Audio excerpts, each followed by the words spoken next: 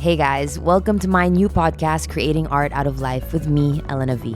I'm a film director and dancer from the Philippines, and I've made this platform to celebrate life and art.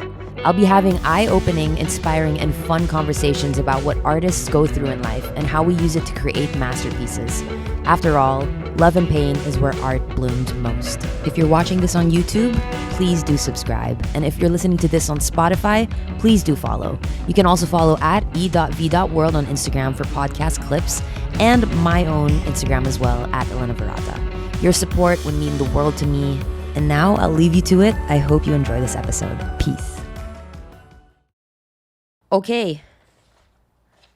I think we're going to just do this. You know what? Just rip the Band-Aid off. Roll. I got my main camera. This is an iPhone. I got my main camera and iPhone. This is the wide shot. And then I got my camera, my Lumix camera, my Panasonic rolling right now. I believe it is rolling. It should be. It's blinking. So, and then I got my mic. So I'm monitoring three things. One-man band. One-man band. Hello, everybody. Welcome. Welcome to Creating Art Out of Life with me, Elena V. Welcome to my place. This is my room.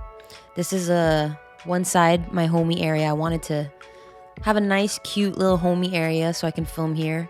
First of all, before anything, I think some people may be wondering, who am I? Who is Elena V? Who is, why, and why? Who and why? Who, what, why? I will be answering those three questions. Who, what, why? Who? I am Elena V. I'm Elena Virata. I'm a 27-year-old filmmaker from Manila, Philippines. Pinoy po ako. Yeah, born and raised in the Philippines. I do films, short films. I do digital ads here in Manila. And I decided I wanted to create a podcast. I've been wanting to do this for a really long time. I actually filmed this already. I filmed one episode and I just felt like I missed a ton of information that I wanted to put out. And I kind of got a little bit too emotional, and I didn't want it to be emotional. I wanted it to be fun, light, more of a conversation rather than like dramatic. So here we are. I'm filming again. I'm fairly new to this, so forgive me. The setup, I'm trying. I got some aperture lights that I'm using. I got this aperture 60X, and then I've got an aperture MC, and an aperture MT Pro. So thank you, Aperture. I'm using them. Okay, so I really wanted to make or create a platform where I, as an artist, can have some laid back, fun, inspiring and deep conversations about just the beauty and chaos of life and how us artists, we put that into our art. It is what creates masterpieces, life, all the shit, all the bullshit, all the pain that you go through, like that is what creates the best art. That is what creates masterpieces, in my opinion. And, having gone through so much in my life, which I will touch up on, I felt the need to create this space where it's a safe space to just be able to talk about the process of creating masterpieces. So let that be a song, a film, a painting. I want to be able to talk about those deeper underlying experiences that artists have gone through to create something like that. I think that's interesting, and I think that it shows the genius and power and strength of an artist to be able to put that into something that can inspire others. So that is exactly what I want to achieve with this podcast. So meaning it's not just going to be me, guys. You're not going to be bored with me only. That's my first guest, Gwendolyn. Don't mind her. She's just chilling. But I am going to have guests on. I'm going to have friends on and have conversations. I'm going to have conversations. I'm a deep talker. I love deep conversations. My friends know that, and they tell me off sometimes because I'll go too deep. We'll be at like a dinner or a party, and I'd be going way, way, way, way deep into the deep end with people, and they're like, hey, socialize with everybody else. So hey, now I can talk to myself and you guys don't need to complain about my deep talking. You know who you are. I'm just kidding. I love you guys. But yeah, this is a great thing for me. I have a lot on my mind. I have a lot of things to say. I have a lot of things to share with everybody. And I feel like at the end of the day, I want to be able to use this platform as a way to inspire others, to show others that with art or with anything in life that you pick up, these things can help you. These things can get you through the worst moments in your life. And I'm living proof of it. So many other people are living proof of it. Art has really saved my life. And that's a huge statement to make, but it's true. And I've only realized that lately, that art really did save my life. It is really therapy for me. All these things that I do, like my films, music, I play guitar, piano, I write. All these things have really helped me through a lot of things in my life. It's been such a great expression and an outlet, you know. These things have really, really, truly saved me. And I just have this like crazy urge to share everything on my mind. I want to be able to share with you guys. I feel like this is a platform that's just fully, it's so huge, it's so wide, and there's so much on my mind that I really want to let out and share. So this is just an expansion of my brain. Please do indulge my brain. It's kind of weird. So I really wanted to use this episode to just like give a little background of who I am and how I became an artist or how I became a filmmaker. I feel like I wanted to touch up on how I got here and why I'm even doing this podcast. If you get to know more about me, you'd understand why I created this, why I created creating art out of life. So we're going to start from the beginning. When I was a wee Elensky.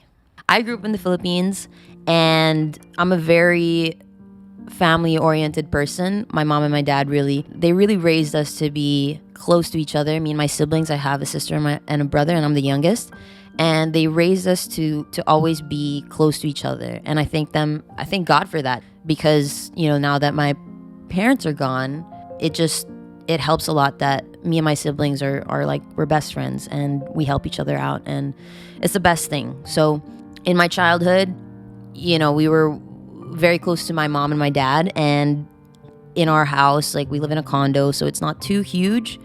My dad would always be like playing these deep and mature, like, definitely not PG films. Like, he would be playing like Exorcist, because he loves movies, and I get it from him. He loves films. He watches so many films. He's like the head of like, he passes films to everybody because he just has everything. But I'd be staring mindlessly, like, ingesting all this like information and maturity at such a young age. And even his music, he'd be blasting the Beatles. He'd be blasting like Born to Be Wild, like blasting really freaking loud, daddy, really loud.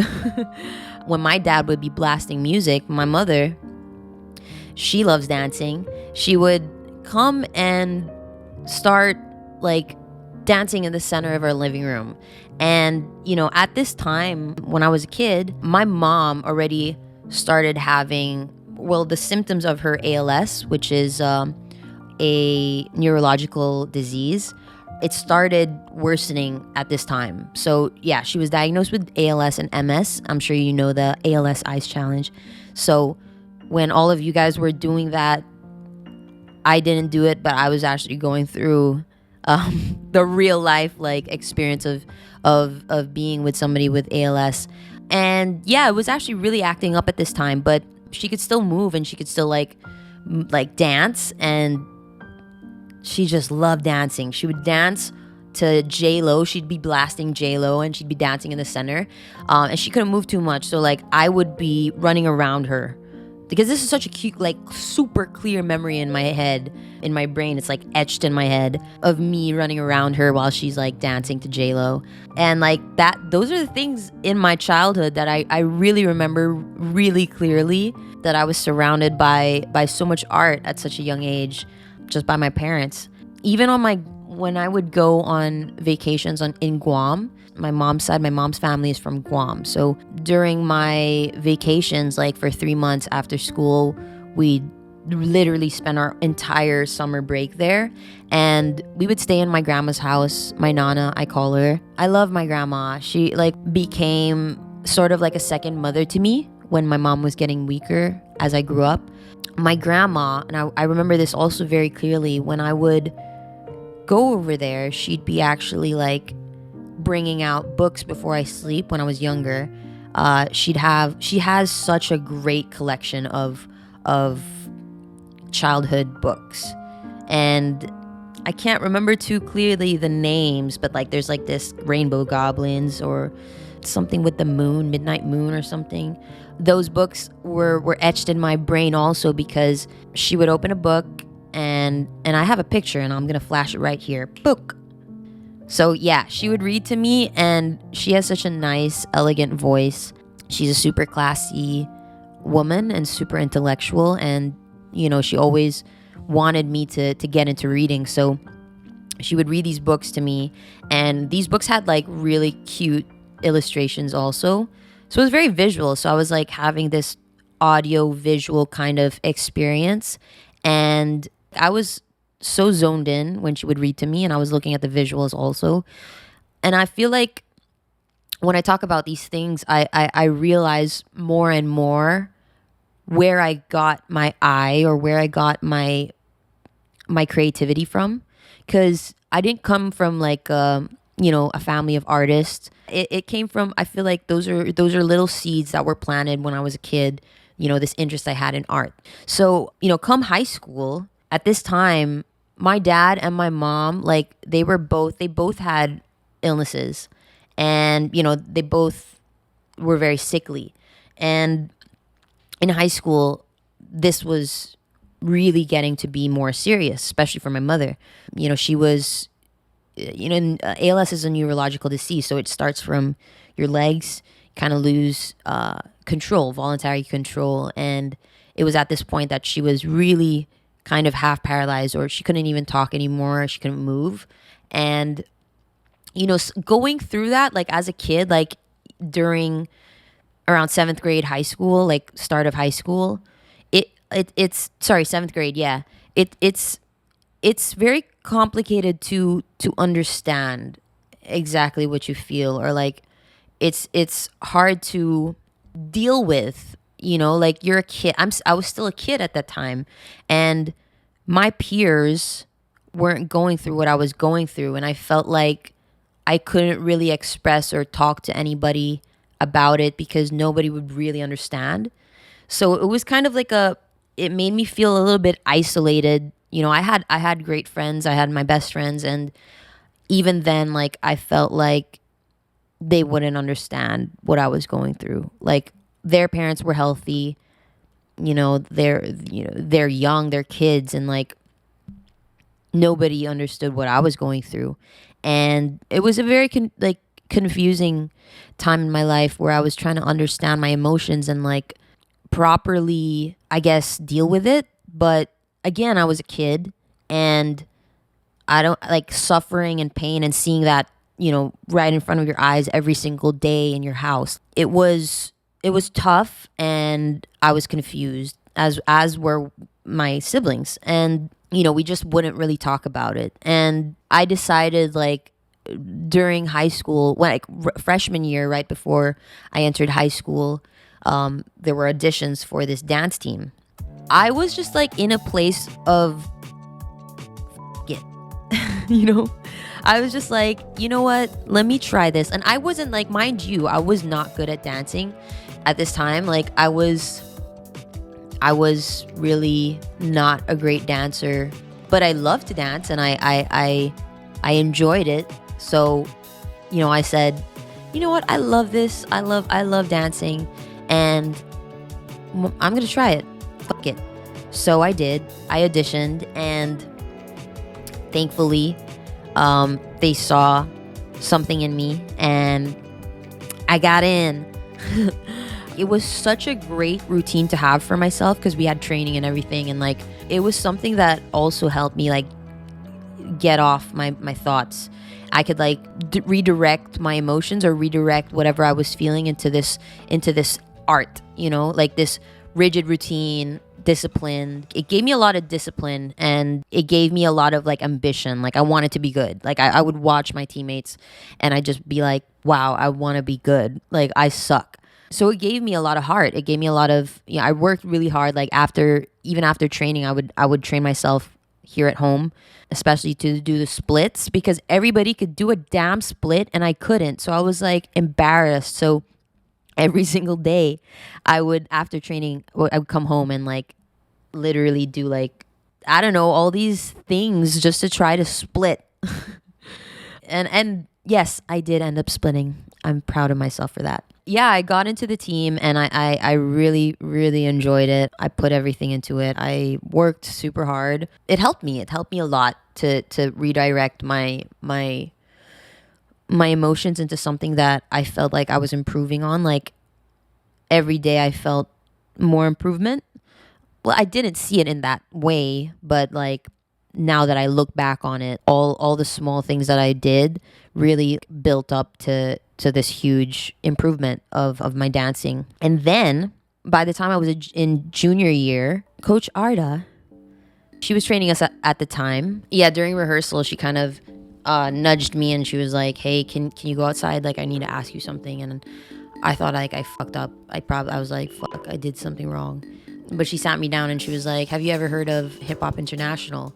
Have you ever watched those videos? And I'm like, duh, of course. When we were in high school, this is all we would like. I would at least like be watching those like things like constantly and just wishing like, oh man, I wish I was that cool. I wish I were like part of that team. And so I was like, yeah, of course I know Hip Hop International. And she was like, well, do you think you would ever want to go to Vegas? And I was like, wait, is that even a question? Of course I said yes. I was like, yes. And then she said, I'm building this team. I'm gonna name it, me and my brother, like Coach MJ, we're gonna name it A Team for the Arda team.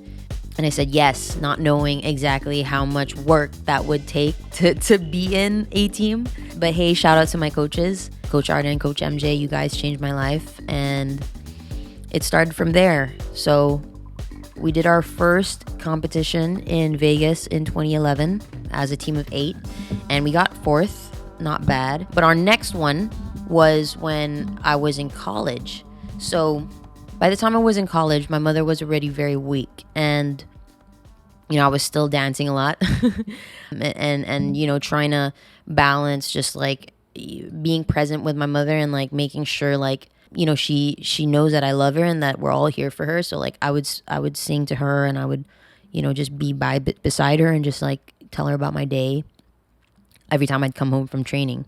But in 2014, that was also the time that I was fortunate enough to get into the mega crew of A Team, and we went to Vegas again.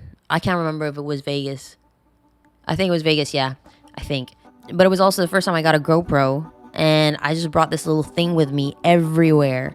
You ask my teammates, I'd literally be like carrying this little thing everywhere. And this was the start of my interest in making like videos, because I would bring it everywhere and I'll flash some of these really amateur, stupid videos. I won't be that hard on myself. But yeah, I would just be using a GoPro every time, and then like I'd make these small, short videos, and I'd be so tripped out by the fact that I could recreate a moment or like relive an experience, like a high in my life. And this was crazy for me. It's like I'm putting myself in that same experience that I had, and these were memories I wanted to keep forever, and like I can solidify it.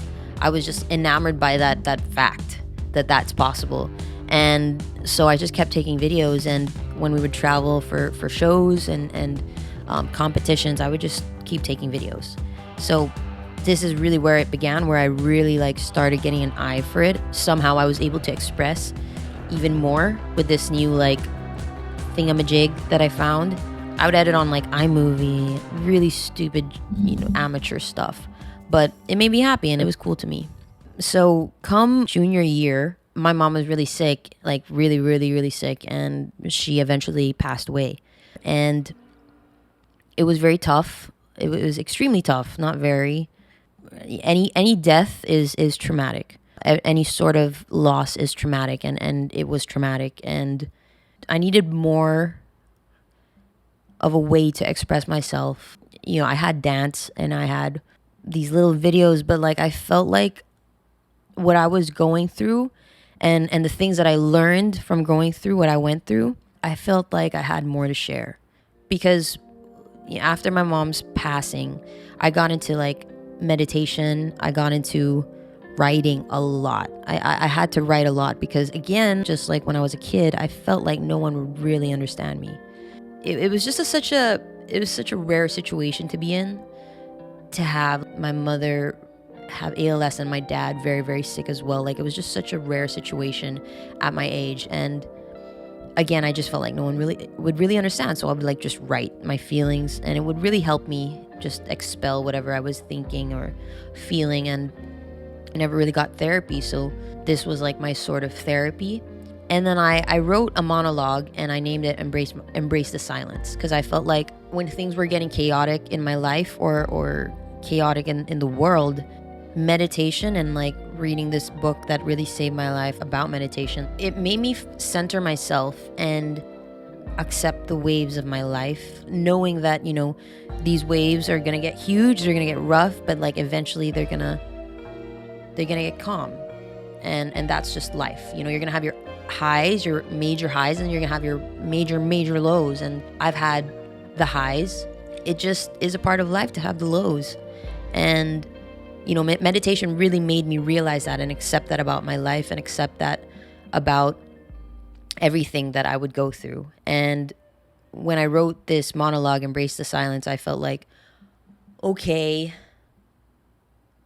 I think I should make a film. Making all these like vibey videos, these 15-seconders, these like small little snippets of whatever, like those are just like vibes. Like there's no real meaning to it. And I think that's the whole idea of making a film. Like it has to have a message of a sort, you know, or else what the hell is it for? So I said to myself, I think I have to just let this fear go of sucking, or let this fear go of trying something I'm not good at, or trying something new, which is something I've always done, even with dancing. Like I love getting into new things and like learning. I'm obsessed with learning. So I was like, you know what? I'm just gonna like learn from scratch. I didn't know shit. I didn't know any of these camera terms like ISO, aperture. I had no idea. I was starting from scratch from a GoPro. And I was recording, by the way, on the GoPro, I was recording on 60 frames per second, like every time.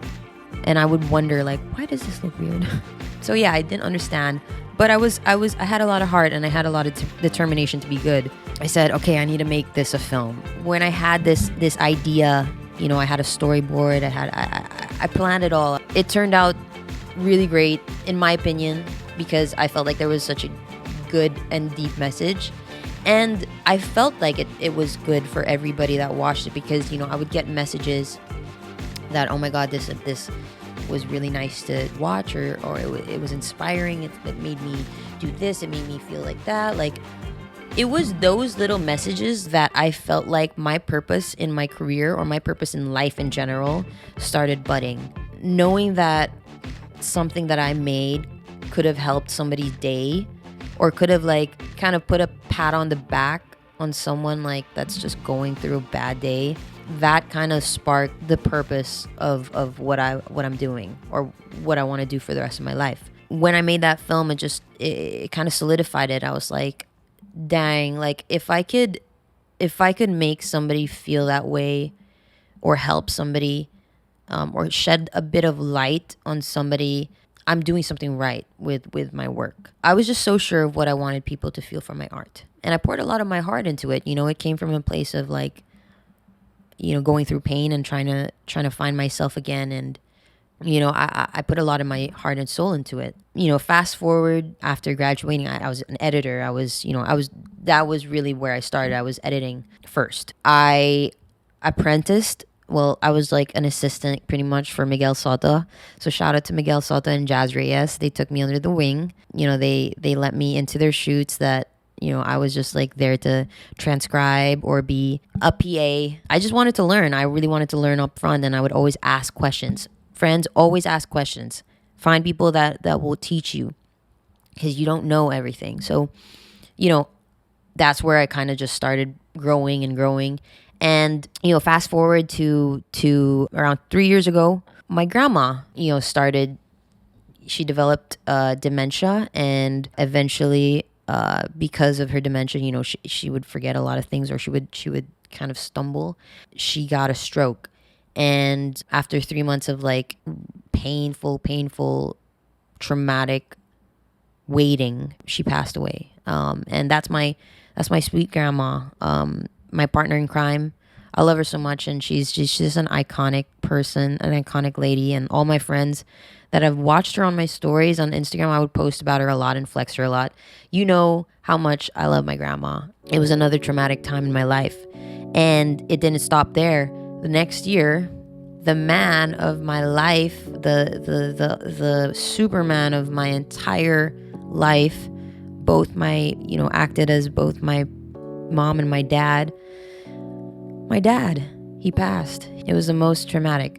It was the most out of the three that I had gone through within that short span of time. That was around maybe 5 years, 6 years of one after the other. And it does get easier, but it's still painful, at times. But yeah, last year was incredibly tough. Like I had never felt so broken and just incredibly broken. I lost everything when I lost my dad. And he was the best. He was incredibly smart, caring, loving, religious, dedicated, a family man. He was everything. He was just an absolute angel, honestly. And he was my best friend. And if there's one thing, and I want to cut just too much of the heaviness short, but if it's one thing I've learned from all of these things that I've gone through, because like now I'm in a much better place. I'm in a good place in my life right now. After going through all these super highs and super lows in my life, like I've realized that life goes on, and it's about what you make of the things that break you down, or the things that you go through that give you pain. Like it's all about what you do. It's your perspective on it and how you're going to act on it. You can either make what you go through an excuse and become a victim, or you can make that an inspiration to be something great, or it can drive you to be a better person. It can drive you to be something that your dad would have always wanted you to be. Like I channeled everything I felt into my art, and it made me create so many things. It's made me create a ton of videos. I created a short film last year after my dad passed called Langit, and I'm writing another feature film inspired by him. This is exactly what my purpose in life was and is. With everything that I do, I want to help people. I want to show people like life can keep going. Life can keep moving. Like you have to, because life isn't going to stop for you. Life is not going to stop for you. And you give yourself time to heal, give yourself time to be sad, but one day you have to wake up and be like, okay, I got to do something now. I got to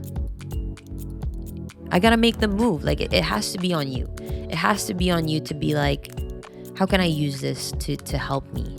How can I use what I'm going through to become a better person, a better artist? And like these things have really pushed me to be that. And I feel like right now where I'm at is I'm at a place where I have opportunity and platform to shed that kind of light and that kind of message to everybody with what I do. It's exactly why I'm creating this, guys. So I feel like I kind of touched on a little bit of everything that I've gone through in my life. I mean, it's just way more than that, guys. If you want me to tell you my entire life story, it would probably be like fucking 20 hours of me talking, and we don't want that. I don't want you guys to be sad either. I'm telling you these things because you guys have to know also why I feel the urge to be in this place of opportunity or platform to be able to talk. I want to show what people can do from the things they go through, the kind of art that they can come up with just by channeling it. Artists go through a lot. We all go through, like, we're all, I mean, that, I think that's what makes artists artists. Like, it's all the pain that we go through that we channel in. But I think it's good to kind of talk about that, like the process of it, because I feel like that's going to inspire other people, that if you're going through something, pick up a damn notebook, write, or take up a sport. Art, creating art out of life, I can't restrict it to just art, or, I mean, like film, song, whatever. Like, it can be a sport, it can be anything. You can make art out of anything. My friend David, he's from Joshua Tree, and he told me this line from one of the books he was reading, that everybody is an artist and your life is a masterpiece. And that's exactly what I want to show. You can make your own masterpiece out of your life. Anyone can do that. It's really up to you and what you choose to do with your life. And this is what I'm choosing to do with my life. I want to be able to be that person that says, yo, life sucks. It does suck sometimes, but it is beautiful. It's still beautiful. With all the pain that you go through, life can still be beautiful. It really can. There's so much out there. There's so much experience and people and things that are beautiful that you have yet to see. And I'm excited to show a little bit of that to you guys, to share that with you guys. Have people on here, not Gwendolyn, to show you guys that as well. So I am inviting anyone, all my friends that wanna go on and like discuss their new movie. If you want to discuss your new song, what you wanna, like the things that you've gone through that made you think of that song. Like, let's have a conversation. Come on over. It's an open invite. But I am also inviting brands. Send me any way you'd want to help me. I've got a lot of crazy ideas planned for this, just fun stuff to do. And it's a huge purpose. It's a big purpose, and it's a good purpose, what I'm doing with this. So if you guys want to help out and in any way you can, you know what to do. I just want to say thank you for indulging. I know that I talked about a lot of things, and my mind again is kind of haywire. I go from here to here to here, but I hope you understand like my message and what I'm trying to say. There's a lot of things that life can throw at you, and my thing with life is take whatever life throws at you and use it to your advantage, because that's forever how life's gonna be. It's not gonna, like, life is not gonna adjust to you. Life does not serve you in any way. Like, nothing, you're not entitled to anything in this life, and it's up to you what you want to make out of it, what you want to make out of your life. And this is what I want to do. I want to inspire and create things that can help others. And I hope this one, at least this first episode, somehow knocks a little bit of that cherry on. That's like, I don't know what that means, but I hope you guys please keep tuning in. I swear it's gonna get better from here. Please. All right, guys. It's like literally like 1 a.m. So I'm gonna go to bed. Peace. Love you. Thank you guys for tuning in to this first episode. I hope you enjoyed it. On the next episode, I'm gonna have my best friend, Jana Mahusay. She's a dancer, a mother, and just an overall beautiful human being. It's a great episode, guys, so I'll see you on the next.